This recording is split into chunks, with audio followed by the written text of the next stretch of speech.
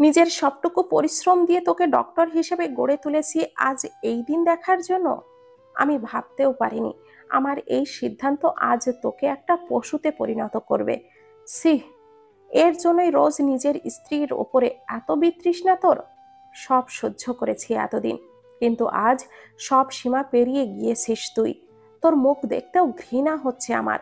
আর কোনোদিনও তোর মুখ দেখতে চাই না আমি। আরমান নিজের চোখ তুলে তাকাতে পারছিলেন না মা আর ভাইয়ের দিকে। সৌহার্দের দাদি পাথরের মতো কঠিন হয়ে গেছেন যেন। মিস্টার রাইহান এতগুলো কথা বললেও নিজেকে দমাতে পারছেন না। মালিহা আঁচল দিয়ে চোখের পানি মুছছেন।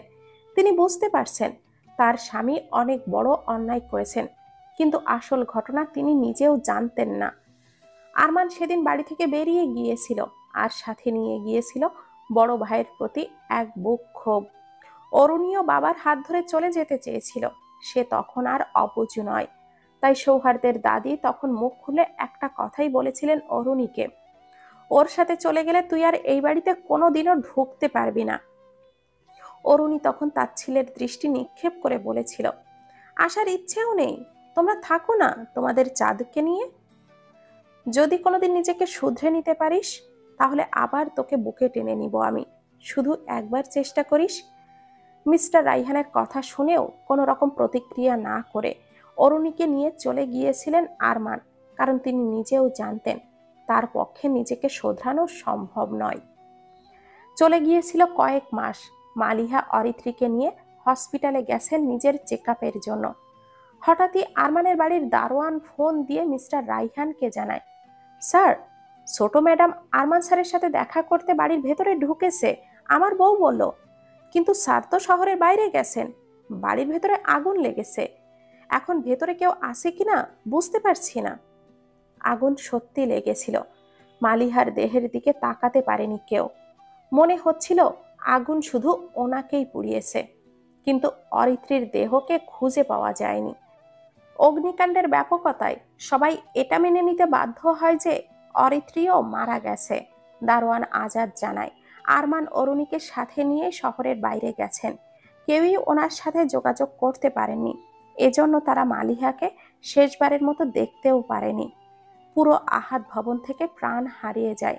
মানসিক দিক থেকে ভেঙে পড়েছিল প্রতিটি মানুষ। সৌহার্দ্য নিজের ঘরের চার দেওয়ালের ভেতরেই নিজেকে বন্দি রাখত, কাঁদত, হাহাকার করত। সে কি করে বোঝাবে সবাইকে যে সে তার চাঁদকে সারা জীবনের জন্য হারিয়ে ফেলেছে? তার কৈশোরের প্রথম প্রেম যদি একটা অবুঝ মেয়ের সাথেই হয়ে থাকে, তবে কেন সেই পবিত্র মেয়েটা তার জীবন থেকে হারিয়ে গেল? সুজাতা নিজের ছেলের এমন অবস্থা মানতে পারছিলেন না। তিনি তো আরো একটা ভয়াবহ সত্য জানেন, যা এখনো কেউ জানে না। এটা জানলে সবাই আরো বেশি কষ্ট পাবে ভেবে তিনি সত্যটা কখনো প্রকাশ না করার সিদ্ধান্ত নেন। সৌহার্দ্যকে সামলানোর জন্য প্রহর তাদের বাড়িতে আসা যাওয়া বাড়িয়ে দেয়। সৌহার্দ্যকে সেই অন্ধকার থেকে আলোতে বের করে আনে প্রহরী। বছরখানেক পর সৌহার্দ্য কিছুটা স্বাভাবিক হয়, কিন্তু ততদিনে পুরানো সৌহার্দ্য কোথায় যেন হারিয়ে গেছে। ফিরে এসেছে নতুন এক সৌহার্দ্য, যে হাসতে জানে না, কাঁদতেও জানে না। একাকিত্বে ধূমপানি যার সঙ্গী, আর জনসম্মুখে গাম্ভীর্য যার একমাত্র প্রতিক্রিয়া। সৌহার্দ্য নিজেকে সবসময়ই পড়াশোনায় ডুবিয়ে রাখত। মাথায় সবসময় ফর্মুলা, থিওরি ও বিন্যাসের আনাগোনা দিয়ে ভরপুর রাখলেও তার চাঁদকে সে ভুলতে পারেনি কোনোদিন। কোনো এক পূর্ণিমার রাতে আকাশের চাঁদের দিকে তাকিয়ে নিজের ভেতরের জমে থাকা হাজারো অভিযোগ ব্যক্ত করত সে।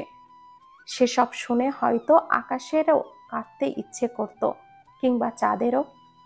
প্রহরী সৌহার্দ্যকে সামলাতো। এর জন্য সৌহার্দ্যের পরিবারের সাথে প্রহরের পরিবারের সম্পর্ক ভালো যাচ্ছিল। প্রহর হোস্টেলে থাকতো, কিন্তু তার মা আর বোন গ্রামে থাকতো। বাবা অনেক আগেই মারা গেছেন। প্রহরের মা ও বোন শহরে এলে সৌহার্দ্যের বাড়িতেই থাকতো। প্রহরের সাথে মধুর পরিচয়টা সেই সুবাদেই হয়। অরিত্রীর অনুপস্থিতিতে প্রহর হয়ে গিয়েছিল মধুর ভালো বন্ধুর মতো। মধু ছোটবেলা থেকেই বাউন্ডিলে ধরনের, পড়াশোনায় অমনোযোগী, কিন্তু প্রাণোচ্ছল একটা মেয়ে। প্রহর এ কারণেই ওর প্রতি ঝুঁকতে থাকে। আর মধুও কৈশোরের প্রথম প্রেম হচ্ছে প্রহর। সৌহার্দ্য সবটাই দেখতো, বুঝতো আর জানতো ও। প্রহরের প্রতি ওর প্রচুর বিশ্বাস ছিল। সে মনে প্রাণে মানত প্রহর মধুকে সবসময়ই ভালো রাখবে। সৌহার্দ্যের সাথে অরুণীর আবার দেখা হয় এমবিবিএস কমপ্লিট করার পর। অরুণী তখন মেডিকেলে নতুন ভর্তি হয়েছে। সৌহার্দ্যের সেই হসপিটালে প্রায় যাওয়া আসা হতো। সৌহার্দ্যকে অরুণী অপ্রকল্পিতভাবে ভালোবাসলেও সৌহার্দ্যের চিন্তা ভাবনা ভিন্ন ছিল, কিন্তু সেটা সৌহার্দ্য ছাড়া আর কেউই জানতো না। সুজাতা সবটা জানতে পেরে ছেলেকে বোঝায় যে এই সম্পর্ক কোনোদিনও পূর্ণতা পাবে না। সৌহার্দ্য মনে মনে শুধু হাসতো। সে তো নিজেও চায় না এটা পূর্ণতা পাক।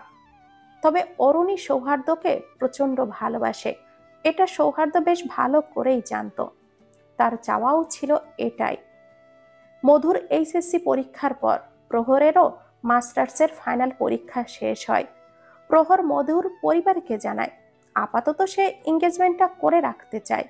তার বছরখানেক পর নিজেকে ভালোভাবে গুছিয়ে নেওয়ার পর সে মধুকে বিয়ে করবে।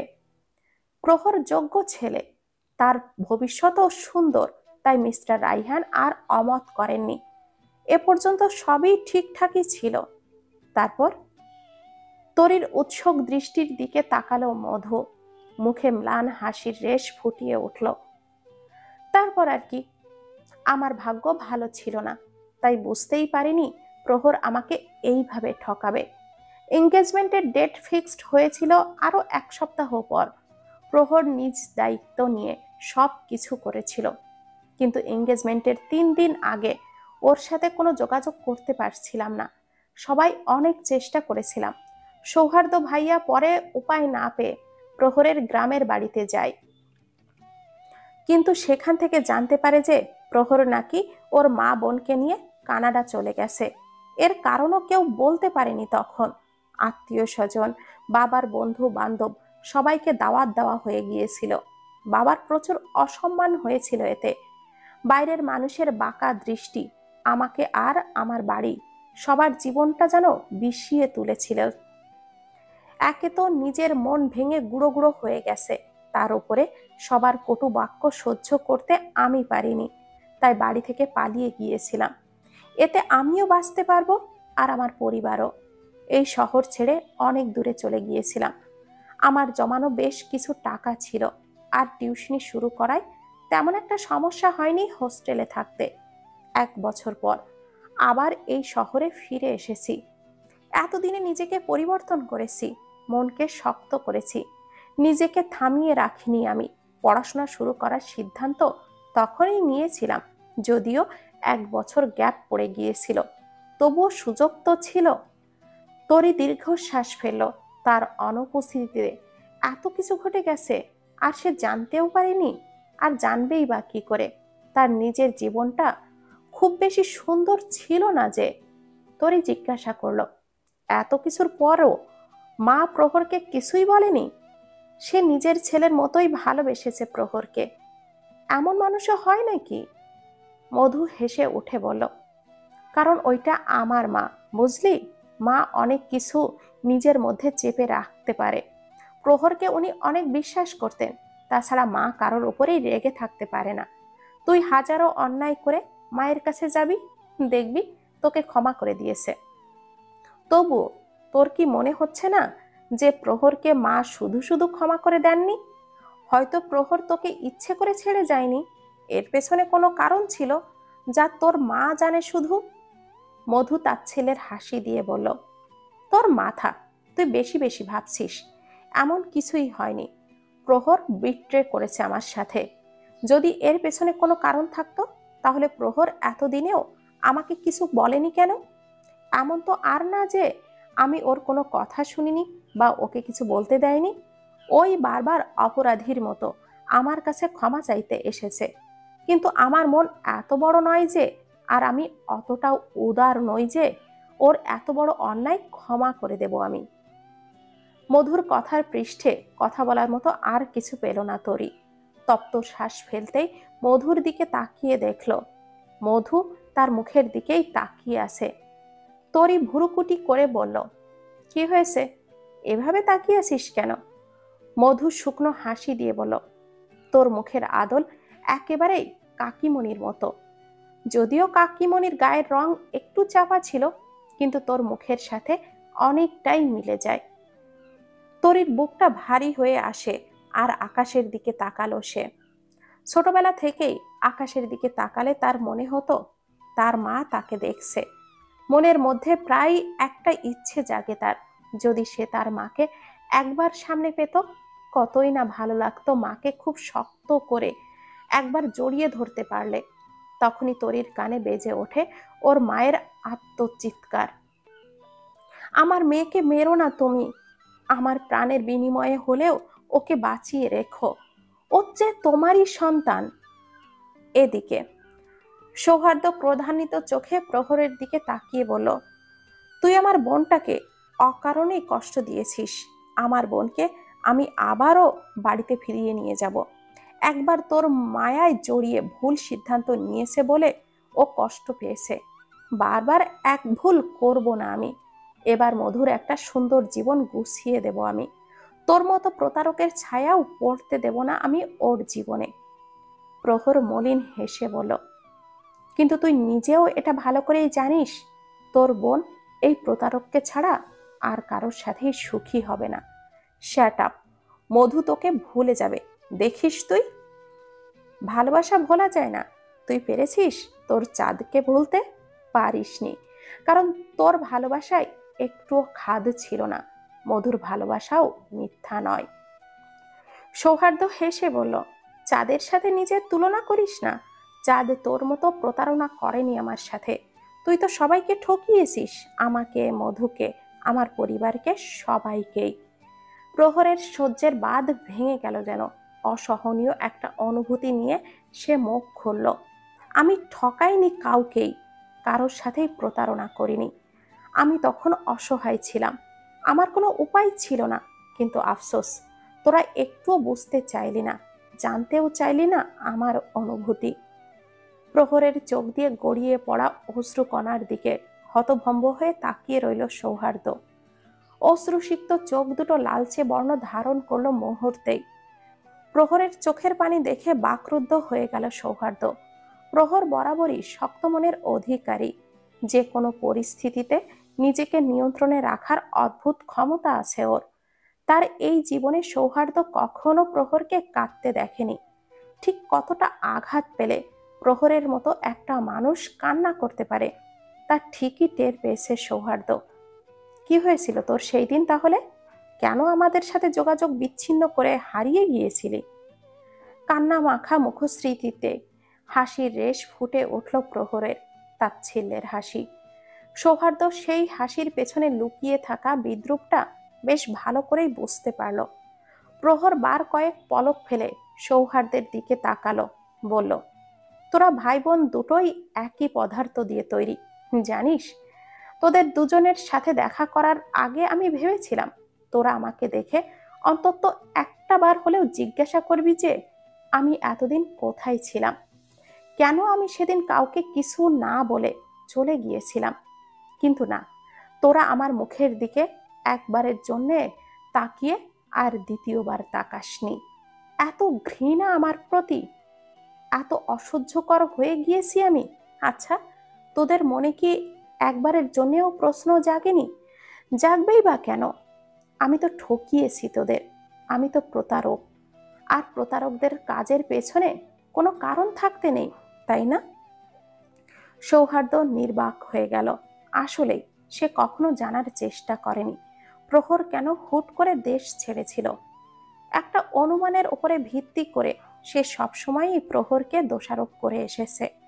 তাহলে কি তার ধারণাটা ভুল ছিল? চিন্তিত ভঙ্গিতে সে বলল, তুই চলে যাওয়ার কয়েকদিন পর মধুও বাড়ি থেকে পালিয়ে গেল। কোথায় গেল, কেন গেল, কিছুই বুঝে উঠতে পারিনি। শুধু একটা চিরকুট লিখে গিয়েছিল, আমাকে খোঁজার চেষ্টা করো না, আমি আর কখনো ফিরবো না। নিজের মনকে মানাতে পারিনি আমি। মধু অবাধ্য ছিল, বাবা ওকে প্রচুর শাসন করত, কিন্তু ওকে যে আমরা কতটা ভালোবাসতাম তাও হারিয়ে যাওয়ার পর আমরা বুঝতে পারি। একমাত্র মেয়ের শোকে বাবা স্ট্রোক করে। আমি অনেক খুঁজেছি ওকে জানিস, কিন্তু যে স্বেচ্ছায় হারিয়ে যায় সে আর ফিরে আসে না।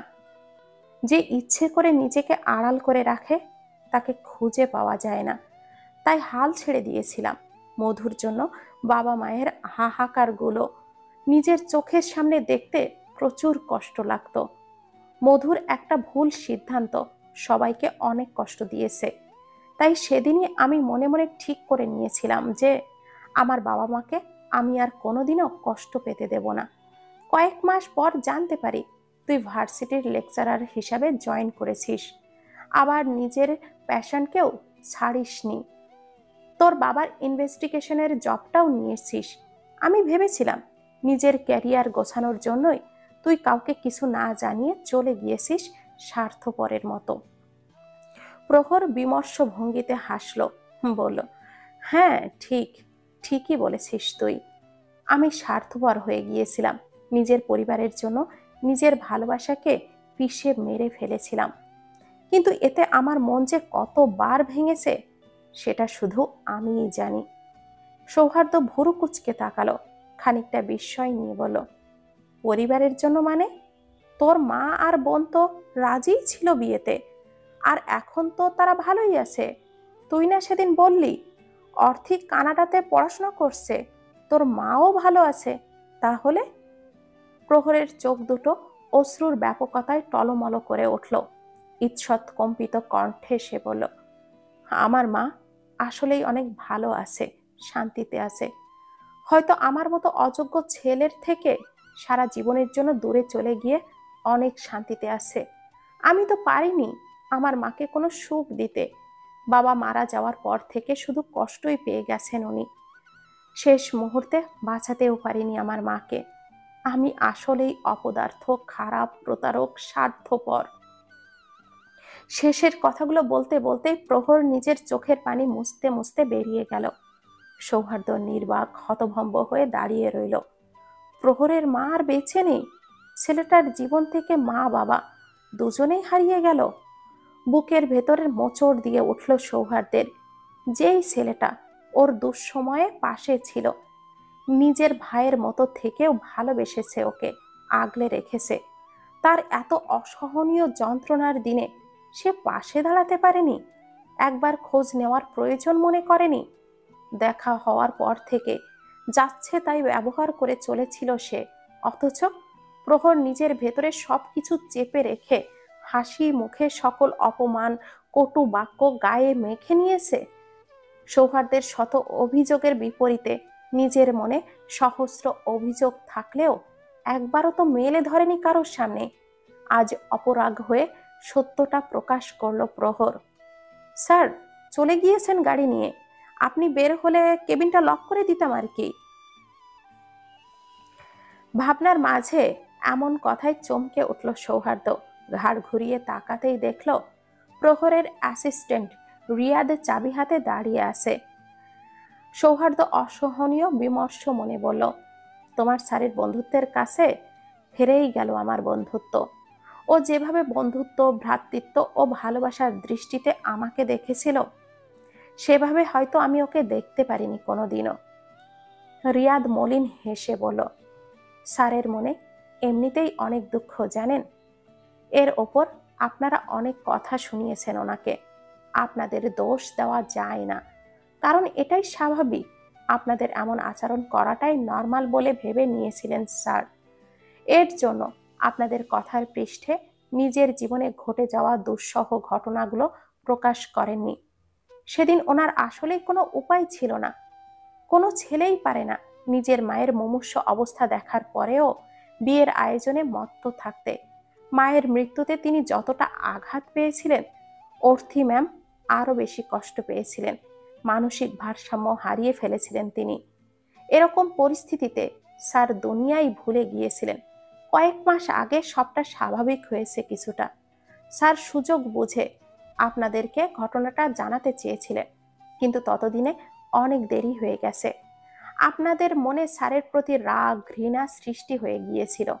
তবুও তিনি আশায় ছিলেন আপনারা হয়তো একবার তাকে বোঝার চেষ্টা করবেন, তার উপর অধিকার খাটিয়ে সবটা জানতে চাইবেন।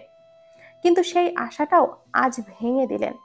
স্যারের ভাগ্য দেখে আজ অনেক কষ্ট হচ্ছে।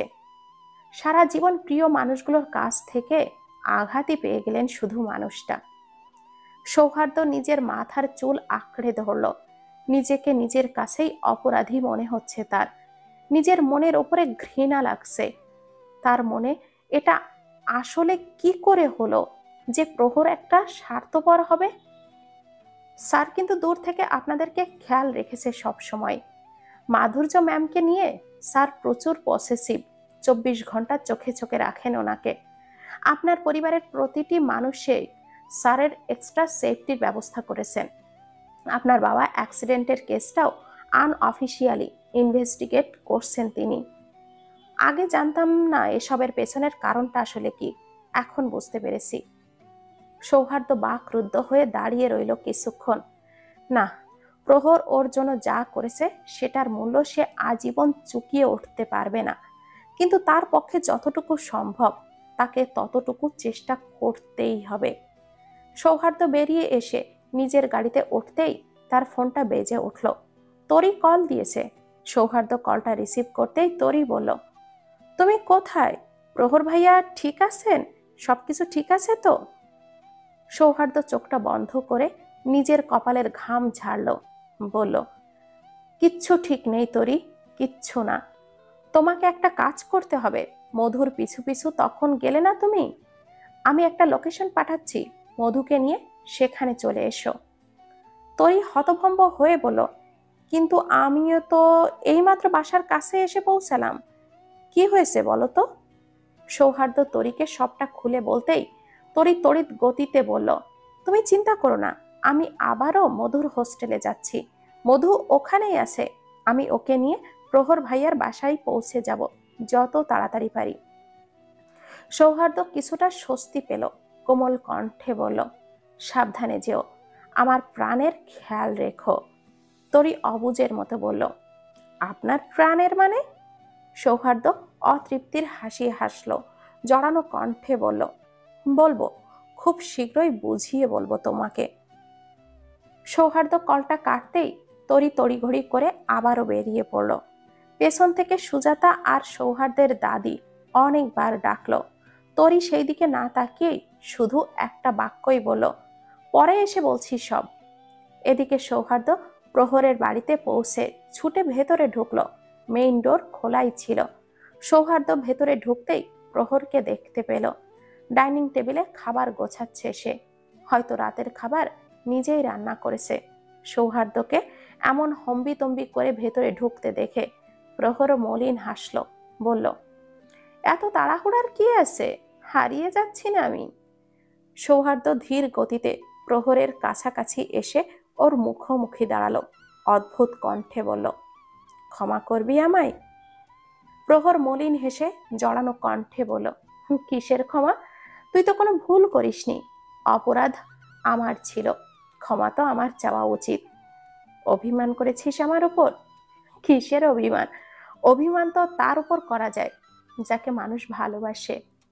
তুই ভালোবাসিস না আমায়? প্রহর দীর্ঘশ্বাস ফেল, পরাজিত সৈনিকের মতো বলল, বাসি। সৌহার্দ্য সন্তুষ্টির হাসি দিয়ে বলল, যদিও তুই ভালোবাসিস না বললেও বিশ্বাস করতাম না আমি। হাহা। প্রহর কপাল কুঁচকে বলল, মজা কম করো আমার সাথে। আমি শুরু করলে কিন্তু ভালো হবে না বলে দিচ্ছি। সৌহার্দ্য মেনে নিয়ে বলল, আচ্ছা ঠিক আছে, তবে একটা শর্তে। কি শর্ত? May I hug you? বলেই সশব্দে হেসে দিল সৌহার্দ্য। প্রহর ভুরু কুচকে তাকিয়ে বলল, হাগ? জুতো দিব তোকে শালা। বলেই নিজেই হেসে জড়িয়ে ধরল সৌহার্দ্যকে। সৌহার্দ্য হাসতে হাসতে বলল, এই ডোন্ট কল মি শালা। কেন বলবো না? সত্যি তো তোকে মেনে নিতেই হবে, তাই না? সৌহার্দ্য কিছু বলতে যাবে, এমন সময় ওর ফোনটা বেজে উঠল। তরি কল দিয়েছে। সৌহার্দ্য রিসিভ করতেই ওপাশ থেকে তরি অস্থির কণ্ঠেও ভেসে এলো, মধু হোস্টেলে নেই। অথরিটি সবাইকে বলল ও নাকি এখান থেকে একেবারের জন্যই চলে গেছে। প্রহর সবটাই শুনল। সৌহার্দ্য কিছু বলার আগেই প্রহর একজনকে কল দিয়ে বলল, এখন কোথায় আছে? রেল স্টেশনের দিকে ঢুকতে দেখলাম। প্রহর ফোন রাখতেই সৌহার্দ্য বলল, এত রাতে ও রেল স্টেশনে চলে গেল? আমাদের সেখানে পৌঁছাতে অনেক সময় লাগবে, কি করব এখন আমরা? প্রহর লম্বা একটা শ্বাস নিল, সৌহার্দ্যের কাঁধে হাত রেখে বলল, আমি জানতাম ও আবারও চলে যাবে। তুই চিন্তা করিস না, সবটা আমার উপরে ছেড়ে দে। আমার জন্য একবার মধুকে তোরা হারিয়েছিস, একই ঘটনার পুনরাবৃত্তি ঘটতে আমি দেব না। প্রহর বেরিয়ে গেল বাড়ি থেকে। খাবারের টেবিলের ওপরে গুছিয়ে রাখা খাবারগুলো যেন আর মুখে তুলতে পারল না সে। প্রহরের যাওয়ার দিকে অপলক তাকিয়ে রইল সৌহার্দ্য। প্রহর যখন রেল স্টেশনে পৌঁছালো তখন স্টেশনের লোকারণ্য অনেকাংশেই কমে গেছে। প্রহর প্রতিটা মানুষের দিকে তাকিয়ে মধুকে খুঁজতে লাগলো। একটা ট্রেনই দাঁড়িয়ে আছে, সেটা রাত 12টায় ছাড়বে, কিন্তু 12টা বাজতে আর 5 মিনিট বাকি। ট্রেনের তীক্ষ্ণ শব্দটা বারবার ইঙ্গিত দিচ্ছে যে প্রহরের হাতে আর বেশি সময় নেই। প্রহর তাড়াহুড়ো করে প্রতিটা কেবিনের জানালা দিয়ে তাকিয়ে খুঁজতে লাগলো। কিছুক্ষণের মধ্যেই ট্রেন ছেড়ে দিল। ঝড়ের গতিতে ট্রেন স্টেশন ত্যাগ করলো। প্রহর অসহায় দৃষ্টিতে তাকিয়ে রইল ট্রেনের যাওয়ার দিকে। আহাকার করে বলে উঠল, তোমাকে আমার আর এই জীবনে পাওয়া হলো না মধু। আমার ধরা ছোঁয়ার বাইরে চলে গেলে তুমি। তোর মতো ইমোশনাল মানুষই আমার জীবনে দুইটা আর আমি দেখিনি, বুঝলি? এমনিতেই যেই কাহিনী করেছিস সেজন্য থাপড়াইতে ইচ্ছে করতেছে। এখন ভরা স্টেশনে বসে বসে বিলাপ করে কাঁদছিস। কর্কশ নারী কণ্ঠ শুনে প্রহর ভীষণ চমকালো। কণ্ঠটা হুবহু মধুর কণ্ঠের মতো। প্রহর চকিত দৃষ্টিতে চোখ মেলে সামনে দাঁড়ানো মানুষটার দিকে তাকালো। নিয়নের হলুদ আলোয় মধুর বিরক্তি মিশ্রিত মুখটা দেখে প্রহর অবাক হলো। প্রহরকে এইরকম ফ্যালফ্যাল করে তাকিয়ে থাকতে দেখে মধুর বিরক্তির আরেক ধাপ বাড়ল যেন। প্রহরের দিকে হাত বাড়িয়ে দিয়ে বলল, বসা থেকে উঠে দাঁড়িয়ে তারপর মুখের দিকে তাকিয়ে থাকিস? সারাদিন সারাটা রাত তাকিয়ে থাকিস, বাধা দেব না। এখন তাড়াতাড়ি স্বাভাবিক হয়ে দাঁড়া। আশেপাশের লোকজন কেমন যেন অদ্ভুত নজরে তাকিয়ে আছে। প্রহর মধুর কথা শুনেও যেন শুনল না। মধুর হাত ধরে উঠে দাঁড়ালো, কিন্তু নজর অন্যদিকে সরল না। এক দৃষ্টিতে তাকিয়ে রইল তার প্রিয় মানুষটির দিকে। মধু ল্যাভেন্ডার কালারের 3 পিস পরেছে আজকে বহুদিন পর। গায়ে মোড়ানো সাদা চাদরটা ভালো মতো গায়ে জড়িয়ে নিয়ে হাতে হাত ঘষল। প্রচুর ঠান্ডা পড়েছে। কুয়াশায় ডুবে থাকায় ঠান্ডায় মধুর নাক গাল সব লাল বর্ণ ধারণ করেছে। কাঁধ পর্যন্ত কাটা চুলগুলো আদুরে ঠেকছে। সব মিলিয়ে মধুকে আগের রূপে আজ অপূর্ব লাগছে প্রহরের চোখে। আনমনেই বলল, ল্যাভেন্ডারের আজও অপূর্ব লাগছে তোমায়। মধু প্রহরের চোখের সামনে তুড়ি বাজাতেই প্রহর চমকে গেল। ঈষৎ প্রপিস্থ হতে হতভম্ব হয়ে বলল, তুমি এখানে? ট্রেন? তুমি যাওনি মানে? না যাইনি, গেলে খুব খুশি হতি বুঝি। প্রহর শুকনো মুখে হাসল। সেই প্রাণহীন হাসি বজায় রেখেই বলল, শ্বাস চলত, কিন্তু দেহের প্রাণটা আর থাকতো না। এমনিতেই 2 বছর মুখে হাসির মুখোশ পরে প্রাণহীন ভাবেই কেটেছে আমার। মধুর চোখ টলমল করে উঠল, কিন্তু সেটা বুঝতে না দিয়েই নিজেকে শক্ত রেখে বলল, এত চাপা স্বভাবের কেন তুই? এই সব সময় সবকিছু নিজের মধ্যে চেপে রাখিস? এরকম কোনো মানুষ হয়? নিজেকে এইভাবে কষ্ট দেওয়ার কি প্রয়োজন? বোকা আমি, এই জন্যই। আমার কথা বাদ দাও, তুমি তো চলেই যাচ্ছিলে, না গিয়ে আবার ফিরে এলে কেন? মধুর আগে ফোঁস করে উঠল। প্রহরের এইসব খামখেয়ালি কথাবার্তায় মেজাজ ঠিক রাখা কঠিন। মধু তেড়ে গিয়ে প্রহরের কাছাকাছি দাঁড়ালো। ওর শার্টের কলারটা 2 হাতে আঁকড়ে ধরতেই প্রহর চোখটা বড় বড় করে ফেলল। মধু অগ্নি দৃষ্টিতে তাকিয়ে আছে। দাঁতে দাঁত চেপে বলল, আমি চলে গেলে খুশি হতি খুব। কেন চলে যাব আমি? আর একটু দেরি হলে সারা জীবনের মতো চলে যেতাম আমি। ট্রেনে বসে ফোন থেকে সিমটা খুলতেই নিচ্ছিলাম, ঠিক সেই মুহূর্তে অর্থি আপু ফোন দেয়। লোকেশন কানাডা দেখাচ্ছিল বলে আগ্রহবশত কলটা রিসিভ করেছিলাম। অর্থি আপু আমাকে সব বলেছে। একটা বার আমাকে জানাতে তো পারতি যে আন্টির আর্জেন্ট ট্রিটমেন্টের জন্য দেশ ছেড়েছিলি সেদিন। আন্টির মৃত্যুর খবরটাও দেশনি আমাদের। এত খারাপ তুই? শেষমেশ যখন দেখা দিলি তখনও বললি না। এমন তো আর না যে আমি তোর কোনো কথা শুনতে চাইনি। কেন বলিসনি আমাকে? প্রহর হতভম্ব হয়ে তাকিয়ে আছে। মধুর গাল বেয়ে পানি পড়ছে। তাদের দুজনের মাঝের দূরত্ব 1 ইঞ্চির চেয়েও কম।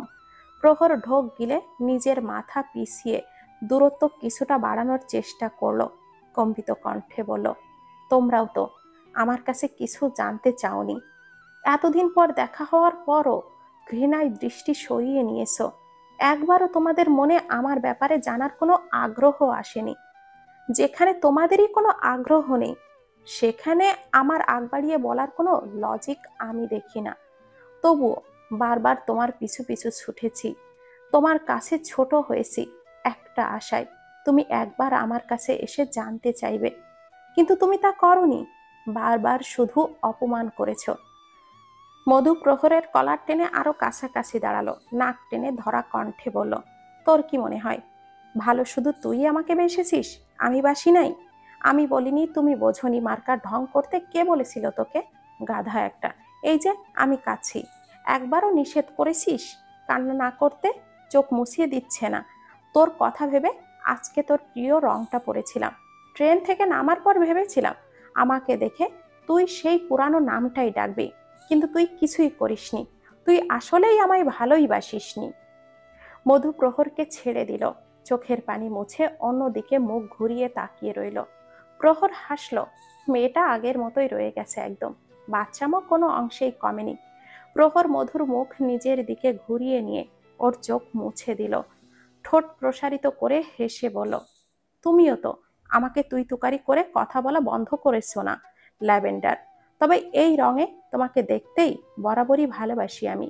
একদমই ল্যাভেন্ডারের মতো লাগছে তোমায় আদুরে। মধু ভুরু কুচকে তাকিয়ে হাত দিয়ে নাক ঘষল। হাতে হাত ভাঁজ করে দাঁড়িয়ে বলল, রেগেছিলাম তাই তুই করে বলেছি। তোমার মধ্যে তো প্রেম বলতে কিছুই নেই। আগের মতোই আনরোম্যান্টিক খাটাসই রয়ে গেছো। নয়তো এত বছর পর আমাদের মাঝের ভুল বোঝাবুঝি মিটলো, তুমি আমাকে একবারও জড়িয়ে ধরলে না। প্রহর আশেপাশে তাকিয়ে বলো, এখানে? তুমি না বললে আশেপাশের মানুষ কেমন অদ্ভুত নজরে তাকিয়ে আছে? তাহলে এখন জড়িয়ে ধরতে বলছো কেন? এতক্ষণ আমাদের মাঝে যা হলো তাতে সবার বিস্ময় কেটে গেছে। দেখা দেখির পালাও শেষ। আর তোর আবার কবে থেকে আশেপাশের মানুষকে নিয়ে এত মাথা ব্যথা শুরু হলো শুনি? আজব পাবলিক মাইরি। প্রহর মাথা চুলকে আশেপাশে তাকালো। সবাই এখনো তাকিয়ে আছে ওদের দিকে। প্রহর এত মানুষের সামনেই ইতস্থ করতে লাগলো। মধু প্রহরের বিরক্তি মিশ্রিত চোখে তাকিয়ে সামনের দিকে হাঁটা দিল। একে দিয়ে কিচ্ছু হবে না, জাস্ট কিচ্ছু হবে না। 2 পা বাড়াতেই প্রহর মধুর হাত টেনে ধরল। মধু হতভম্ব হওয়ার সুযোগ পেল না। প্রহর ওকে নিজের বুকে আগলে নিল শক্তভাবে।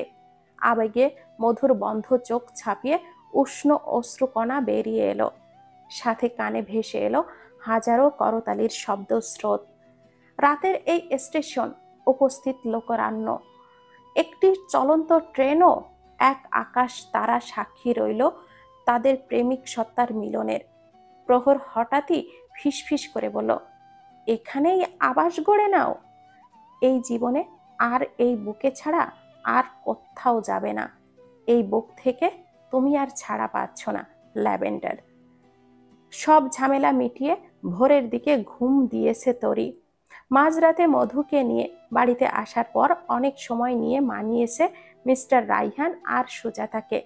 এরপর এক প্রহর কান্নাকাটির পালা। তবুও একটা স্বস্তির যে মধু এখন থেকে এ বাড়িতেই থাকবে। মান অভিমান ভুল বোঝাবুঝি শেষ হতেই তরির মাথার ওপর থেকে যেন একটা বোঝা নেমে গেছে। বেশ স্বস্তি নিয়ে ভোরের দিকে ঘুমিয়েছে তরি। সৌহার্দের ঘুম ভাঙল সকাল 8টায় অ্যালার্মের শব্দে। নড়ে চড়ে বসে উঠল। চোখে ঘুম থাকলেও আর শুয়ে থাকার অবকাশ নেই। হাসপাতালে যেতে হবে। অ্যালার্ম বন্ধ করে পাশে শুয়ে থাকা তরির ঘুমন্ত মুখের দিকে তাকালো সে। মুগ্ধতার হাসি খেলে গেল সৌহার্দ্যের মুখশ্রী জুড়ে। ঝুঁকে তরির গালে হাত ছোঁয়ালো সে। ফিসফিস করে বলল, থ্যাংক ইউ সাদ, আমার জীবনে আরেকবার পূর্ণিমা নিয়ে আসার জন্য। Waiting for giving something very special to you. সৌহার্দ্য রেডি হয়ে চলে গেল। সবাই এখনো ঘুমোচ্ছে। কাল অনেক ধকল গেছে সবার উপরে। সৌহার্দ্য আর কাউকে ডাকলো না সেজন্য। হসপিটালে ব্রেকফাস্ট করবে ভেবে বেরিয়ে গেল। পার্কিং এর দিকে এসে দেখল প্রহর নিজের গাড়ির সাথে গা হেলিয়ে দিয়ে দাঁড়িয়ে আছে। সৌহার্দ্য অবাক হয়ে বলল, তুই এই সময়? মধু তো ঘুমাচ্ছে, তুই এখানে দাঁড়িয়ে আছিস কেন? ভেতরে। তোর বোনের জন্য দাঁড়ায়নি, ও আজকে ভার্সিটিতে যাবে না। আমি ভালো করেই জানি, আমি তো তোর জন্য এসেছিলাম। সৌহার্দ্য ভুরু কুচকে তাকিয়ে বলল, আমার জন্য? কিন্তু আমি তো এখন হসপিটালে যাব, ডিউটি আছে আমার। জানি, ব্রেকফাস্ট তৈরি করেছিলাম সকালে, ভাবলাম তুইও সকাল সকাল বের হবি। খাবার খেয়ে বের হতে পারবি না যদি আন্টি ঘুম থেকে না ওঠে। তোর অভ্যাস ভুলিনি আমি, তাই ভাবলাম তোর সাথে একসাথেই খাই। সৌহার্দ্য হাসলো, ছেলেটা বদলাবে না জীবনেও। প্রহর ভ্রু নাচিয়ে বলল, এখন কি এখানেই দাঁড়িয়ে থাকবেন, নাকি এই গরিবের গাড়িটায় নিজের পায়ের ধুলো দিবেন ডাক্তার সাহেব? অরুণীর কপাল বেয়ে ঘামের সরু রেখা গাল ছুঁয়ে গড়িয়ে পড়ছে। হাত পা থরথর করে কাঁপছে। ভীত দৃষ্টিতে আশেপাশে তাকাতে তাকাতে নিজেকে ধাতস্থ করার ব্যর্থ চেষ্টা করছে সে। হঠাৎ পাশে কারোর উপস্থিতি টের পেয়ে চমকে লাফিয়ে উঠল অরুণী। ভয় ভয় চোখে তাকালো পাশের মানুষটার দিকে। সৌহার্দ্য হঠাৎ করে অরুণীর পাশে বসায়। চমকে গিয়েছিল সে। একটা স্বস্তির নিঃশ্বাস ফেলল অরুণী। সৌহার্দ্য জহুরির দৃষ্টিতে পরখ করলো অরুণীর ভীত ও কম্পিত মুখটাকে। ছোট করে একটা শ্বাস ফেলে বলল, এখনো এই ভয়টা কাটেনি তোমার? অভ্যস্ত হতে পারছো না সার্জারিতে? এত সময় কেন লাগছে তোমার? অরুণী টলমলো চোখে তাকালো, বলল, সব ভয় কেটে যেত আমার। আমি সবটা নিজের চোখে দেখতে পারি, কিন্তু নিজের হাতে সার্জারি করার সাহস আমার নেই। তোমার মনে আছে সৌহার্দ্য, আগে যখন আমি প্র্যাকটিক্যালি সার্জারি দেখে ভয়ে কুঁকড়ে যেতাম, তখন তোমার বুকে মাথা রেখেই শান্তি পেতাম। হয়তো জোর করে তোমায় জড়িয়ে ধরতাম, কিন্তু আমার একমাত্র ঔষধ তো এটাই ছিল। সৌহার্দ্য বিরক্ত হলো, চোয়ালটা শক্ত করে বলল, শ্যাট আপ অরুণী, তুমি সবসময় আমার কাছে আসতে চাইতে, আমি দূরে ঠেলে দিতাম। এখন এইসব কথা টানছো কেন? তোমাকে এভাবে বসে থাকতে দেখে এখানে এসে বসেছি আমি। তুমি কি চাও যে এখন তোমায় আমার লাইফের অপরিচিত মানুষদের তালিকায় ফেলে দেই? অরুণী বিমর্ষ ভঙ্গিতে তাকালো সৌহার্দ্যের দিকে। মুখ খুলে আর কিছুই বলল না। সৌহার্দ্য অরুণীর দিকে দৃষ্টিপাত না করেই বলল, সার্জারি জিনিসটাকে নর্মালি নেওয়ার চেষ্টা করো। তুমি একজন ডক্টর, এখনো এইসবে অভ্যস্ত না হতে পারলে এটা সত্যি হাস্যকর, তোমার ব্যর্থতা। সৌহার্দ্য উঠে দাঁড়াতেই অরুণী বলল, নিজের চাঁদকে নিজের করে পেয়েই গেলে? মেয়েটা আসলেই ভাগ্য নিয়েই জন্মেছে, তোমাকে আমার থেকে কেড়েই নিল অবশেষে। সৌহার্দ্য শক্ত কণ্ঠে বলল, অরুণী, ভুলে যেও না, ও তোমার বোন। এমন বোনের চেয়ে শত্রুও অনেক ভালো। ওর ব্যাপারে তো তুমি জানতে না সৌহার্দ্য? তাহলে তুমি আমার সাথে কেন নাটক করলে? কেন আমাকে ঠকালে? আমি তো তোমাকে সত্যি সত্যি ভালোবেসেছি। বিশ্বাস করো সৌহার্দ্য, আমার ভালোবাসায় বিন্দু মাত্র খাদ নেই। সৌহার্দ্য তাচ্ছিল্যের হাসি দিয়ে বলল, তোমার জীবনের করা পাপের শাস্তি এটা, বুঝতে পেরেছো অরুণী? ভেজা ঘাসের ওপর দিয়েই বেশ আনন্দ নিয়েই হাঁটছে মধু। আজ বেশ সকালে, ক্লাস না থাকায় তাড়াতাড়ি করে এসেছে তরি। বাসায় একা একা ভালো লাগবে না বলে মধুও চলে এসেছে ওর সাথে। তরি ক্লাস এখনো শেষ করতে পারেনি, মধু তাই একা একাই হাঁটছে। তোমাকে না নিষেধ করেছি একা একা থাকতে? আমার কথা শোনো না কেন ল্যাভেন্ডার? মধু হোঁচট খেলো। পড়তে পড়তে কোনো রকমে নিজেকে সামলে নিয়ে ঘাড় ঘুরিয়ে তাকালো। প্রহর মিটমিট করে হেসে বলল, এখনো হুটহাট পড়ে যাওয়ার রোগটা গেল না তাই না? আমার কথা না শুনলে এমনই হবে। মধু মুখ ভেঙিয়ে বলল, তোমার কথা কেন শুনবো আমি? তুমি কি খুব ভালো মানুষ নাকি? খারাপ লোক একটা। আমি তো পড়েই যাচ্ছিলাম, একবারও তো ধরতেও এলে না। তুমি কি চাও আমি এখন ক্যাম্পাসে সবার সামনে তোমার প্রতি প্রেম দেখাই? ছেলে মেয়েরা দেখে কি বলবে? বিশ্ববিদ্যালয়ের টিচার ও স্টুডেন্টের মধ্যে প্রকাশ্যে প্রেম, দারুণ তাই না ব্যাপারটা? তারপর এটা নিয়ে জানাজানি হবে, আর সবশেষে তুমি আর আমি ভাইরাল, হাহা। মধু প্রহরের কথা শুনে শব্দ করে হেসে দিল। প্রহর ওর দিকে ভুরু কুচকে তাকিয়ে আছে। মধু খিলখিল করে হাসতে হাসতে বলল, আইডিয়াটা কিন্তু খারাপ না, যাই বলো, হা। প্রহর হাতে হাত ভাঁজ করে দাঁড়িয়ে বলল, আচ্ছা তাহলে এসো, কাছে এসো, জড়িয়ে ধরি তোমায়, সবাই দেখুক আমাদের মাঝের প্রেম। জড়িয়ে ধরায় প্রেম আছে নাকি? মানুষ তেমন পাত্তা দিবে না, এটা তো নর্মাল ব্যাপার, একজন আরেকজনকে জড়িয়ে ধরতেই পারে। প্রহর এবার বেশ অবাক হয়ে বলল, তাহলে? মধু অদ্ভুত ভঙ্গিতে হেসে বলল, কেন, চুমা খাবে? তুমি জানো না, প্রেম প্রকাশের জন্য এর থেকে ভালো কোনো আর উপায় হয় না, হাহা। প্রহর চোখ কপালে তুলে তাকালো। মধু এখনো হাসছে প্রহরের দিকেই তাকিয়ে। প্রহর চোখ বড় বড় করে বলল, আস্তাগফিরুল্লাহ, তুমি তো অনেক খারাপ। কি বলছো, ভেবে বলছো তো? একবার ভেবে দেখো তো। মধু, আই অ্যাম ওয়ার্নিং ইউ, এরকম মানসিক অত্যাচার করো না আমার ওপর, পরে কিন্তু সামলাতে কষ্ট হবে তোমার। প্রহর তড়িৎ গতিতে পা চালিয়ে স্থান ত্যাগ করলো। মধু ওর যাওয়ার দিকে তাকিয়ে হাসছে। প্রহরের সাথে মজা নিতে আজও অদ্ভুত তৃপ্তি পায় সে। এটার আর কোনো তুলনা হয় না যে। তরি ক্লাস থেকে বেরিয়ে হাতে থাকা ঘড়ির দিকে একবার নজর বুলিয়ে নিল। মধুর ক্লাস শুরু হতে আরো 1 ঘন্টার মতো সময় আছে। তরি তাই মধুর কাছে যাওয়ার সিদ্ধান্ত নিল। ফোন বের করে মধুর নাম্বারে ডায়াল করতে নিতেই ওর কানে ভেসে এলো, হাই অরিত্রী, কেমন আছো? হুট করে কারোর মুখে নিজের নাম শুনে চমকে উঠল তরি। সামনে তাকিয়ে দীপ্তের হাসি মুখ দেখে মনে মনে বিরক্ত হলো তরি, কিন্তু সেটা বুঝতে না দিয়েই স্বাভাবিক ভঙ্গিতে বলল, ভালো, আপনি ভালো আছেন? ছিলাম না, কিন্তু এখন আছি। আর তুমি আমাকে আপনি করে বলছো কেন? তুমি করে বললেই তো পারো। তরি মুখে কৃত্রিম হাসির রেখা ফুটিয়ে বলল, আমি অপরিচিত মানুষদের তুমি বলে সম্বোধন করি না, দুঃখিত। দীপ্ত অবাক হয়ে বলল, অপরিচিত? অরিত্রী, আমি এখনো তোমার অপরিচিত? আমাদের মধ্যে তো পরিচয় হলোই, যদিও তেমন ভাবে আমরা একে অপরকে চিনি না। ভুরু কুঁচকে তাকালো তরি, বলল, শুনুন, আপনি বারবার আমার সাথে এইভাবে অপ্রয়োজনে কথা বলার চেষ্টা করবেন না, আমার থেকে দূরে থাকবেন। কেন, তুমি আমাকে ইগনোর করতে চাইছো কেন অরিত্রী? আমার দেওয়া চিঠিটা দেখেছিলে? ওইটা নিয়ে ভেবো না, আমি তো জাস্ট।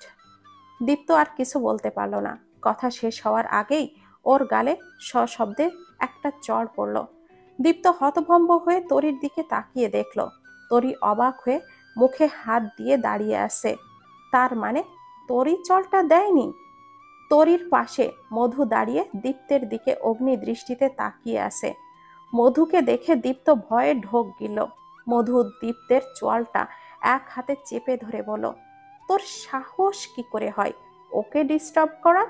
কি ভেবেছিলি আমার থেকে লুকিয়ে লুকিয়ে ওর মন জয়ের চেষ্টা চালাবি? গেট আপ পাল্টিয়েছি বস, ক্যারেক্টার না। হাত পা আগের মতোই চলে এখনো। মধু দীপ্তকে ছেড়ে দিল।